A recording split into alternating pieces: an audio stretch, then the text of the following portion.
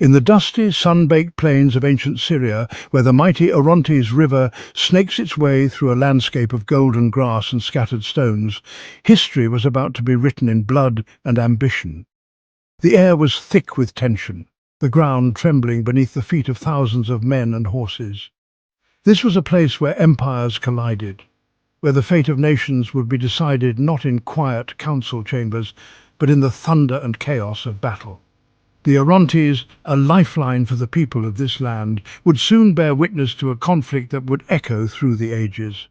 Here on these plains, the world's first great superpowers prepared to clash in a titanic struggle of ambition, deception, and legacy. On one side stood the Egyptians, their ranks gleaming with bronze and gold, their chariots drawn up in disciplined lines. On the other, the Hittites, masters of strategy and subterfuge, their warriors hardened by years of conquest and intrigue. Both armies were driven by dreams of glory, by the desire to carve their names into the stone of history. The stakes were nothing less than the future of the ancient Near East. It was here in the year 1274 BC that Pharaoh Ramesses II, who would later be immortalized as Ramesses the Great, marshalled the might of Egypt. Over 20,000 warriors, from seasoned charioteers to foot soldiers and archers, marched under his command. Their destination, the fortified city of Kadesh, a strategic jewel on the edge of the Hittite Empire.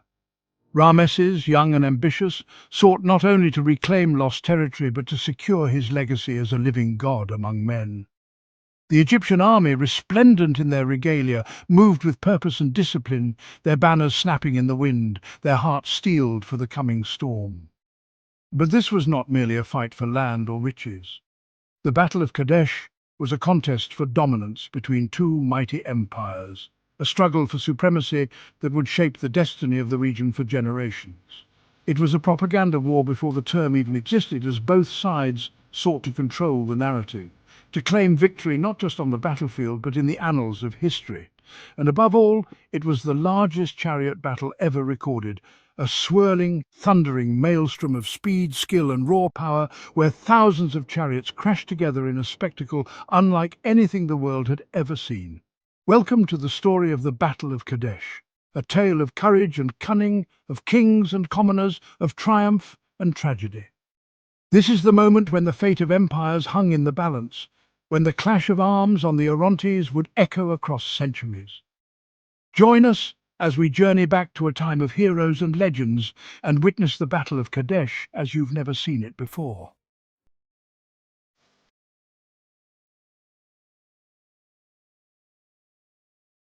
The 13th century BC was a time of giants.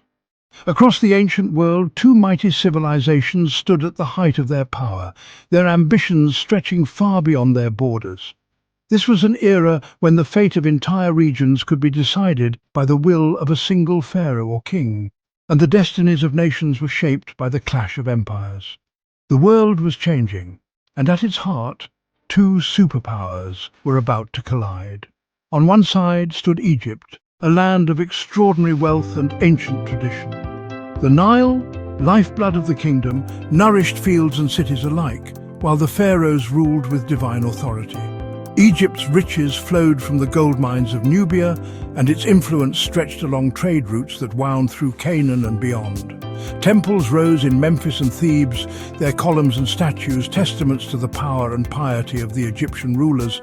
In the bustling marketplaces, merchants traded spices, textiles and precious stones, their goods arriving from distant lands. Egypt was not just a kingdom, it was a civilization that had endured for millennia, its culture and power woven into the very fabric of the ancient world. On the other side stood the Hittite Empire, a formidable force rising from the rugged highlands of Anatolia. The Hittites were warriors and builders, their cities fortified with massive stone walls, and their armies renowned for their discipline and innovation. From their capital at Hattusa, they ruled over a vast territory that included much of modern-day Turkey and northern Syria. The Hittites controlled vital mountain passes and trade routes, connecting the east and west. Their kings commanded loyalty through strength and diplomacy, forging alliances and waging wars to expand their influence. The Hittite Empire was a land of ambition, its people determined to carve out their place among the great powers of the age. At the heart of their rivalry lay Kadesh, a city of immense strategic importance. Perched on the banks of the Orontes River, Kadesh commanded the crossroads of ancient trade and military routes. Whoever controlled Kadesh held the key to the northern approaches and the gateway to the Levant, a region rich in resources and influence. The city's formidable walls and prime location made it a prize coveted by both empires. For Egypt and the Hittites, Kadesh was more than just a city. It was the linchpin of their ambitions, the spark that could ignite a war for supremacy in the ancient world. Over the years, Kadesh had changed hands multiple times, its allegiance shifting with the tides of war and diplomacy. Both Egypt and the Hittite Empire claimed it as their own, each determined to assert dominance over this crucial stronghold. As armies marched and banners were raised, the fate of Kadesh and perhaps the entire region hung in the balance. The stage was set for a confrontation that would echo through history, as two superpowers prepared to clash at the crossroads of the ancient world.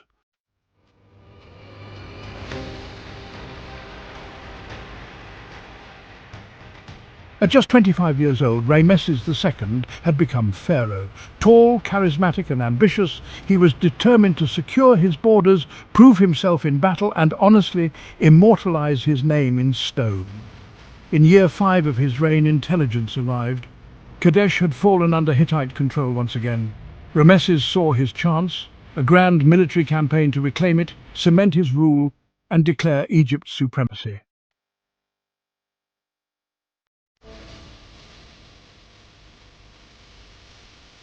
In early spring, Ramesses divided his massive army into 4 divisions: Amun, Ra, Ptah and Set, each named for a god. Ramesses himself led the Amun division, the elite. They marched north from Ramesses across the Sinai and through Canaan. Weeks into the journey, morale was high. Supplies were well managed. The pharaoh trusted his scouts, who claimed the Hittite army was nowhere near Kadesh. But the information was a trap.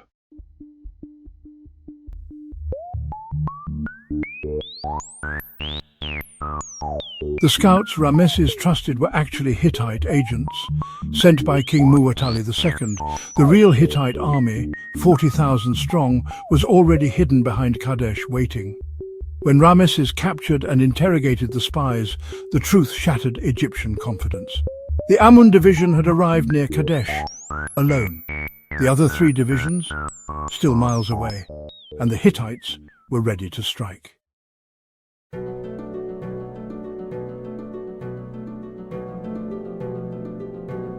Without warning, the Hittite chariots launched a ferocious flank attack, crashing into the Ra division as it approached the Amun camp.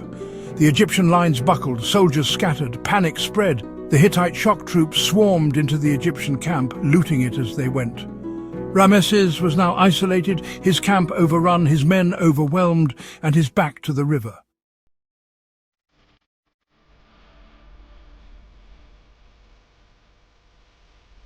In the midst of utter chaos, as the dust of battle swirled and the cries of wounded soldiers echoed across the field, Ramesses found himself at a crossroads that would define his legacy. The Egyptian lines were faltering, the Hittite chariots had broken through, and confusion reigned. Most leaders might have retreated or hesitated, but Ramesses did what few could even imagine in such a desperate moment. With unwavering resolve, he mounted his war chariot, alone, without waiting for his generals or bodyguards. The golden light of the setting sun glinted off his armor as he seized the reins, his determination clear for all to see. Ramesses called out to his elite guard, rallying them with a voice that cut through the chaos. His courage was infectious, and his men, inspired by their pharaoh's audacity, gathered around him, ready to follow wherever he led. Before charging, Ramesses invoked the gods, raising his arms to the sky in a plea for divine favor. He called upon Amun, the king of the gods, to grant him strength and victory. Then, with a thunderous cry, he led his chariot straight into the heart of the Hittite assault. The ground shook beneath the wheels as Ramesses and his guard crashed into the enemy lines, splitting the Hittite forces in two and sowing confusion among their ranks. Ancient inscriptions and temple reliefs later depicted Ramesses as a living god in that moment, undaunted, unstoppable, and filled with the fury of battle. He drove his chariot deep into the enemy, his bow and sword striking down Hittite warriors left and right. The pharaoh's presence on the front lines inspired his troops and terrified his enemies, who had never expected to face the king himself in the thick of combat. The clash was brutal, with Ramesses personally engaging in hand-to-hand combat, his chariot wheels splattered with dust and blood. Just as the situation seemed most dire, the Pitar division, one of Egypt's most formidable military units, arrived on the battlefield. Their disciplined ranks surged forward, reinforcing Ramesses and his embattled guard. The sudden arrival of fresh troops turned the tide of battle. The Hittites, caught off guard by the renewed Egyptian assault, began to falter. Ramesses' bold counterattack, combined with the timely arrival of reinforcements, transformed what could have been a devastating defeat into a legendary stand that would be remembered for millennia.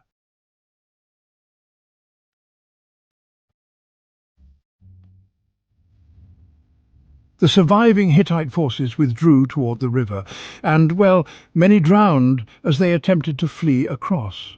Mu'atali, observing from behind Kadesh, did not commit his remaining forces, a decision that, honestly, spared Egypt complete destruction.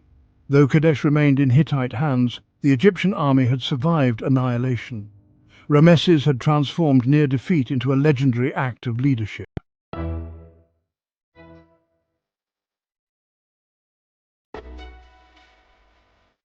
Back in Egypt, Ramesses declared a glorious victory. His scribes inscribed the battle on every temple wall from Luxor to Abu Simbel. In truth, it had been a military stalemate. But in the minds of the Egyptian people and in history, Ramesses emerged as the divine protector of Egypt. Decades later, Ramesses and Mu'atali's successor signed the world's first peace treaty, written in Akkadian and Egyptian.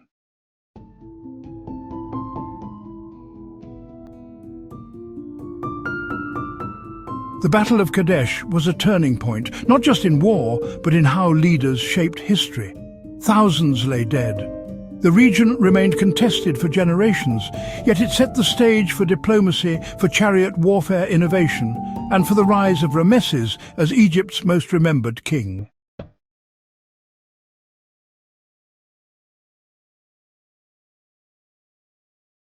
Was it a victory?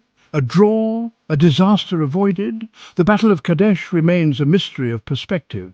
But one truth stands above all. In the dust of Syria, a young pharaoh carved his legend into eternity. This was the Battle of Kadesh.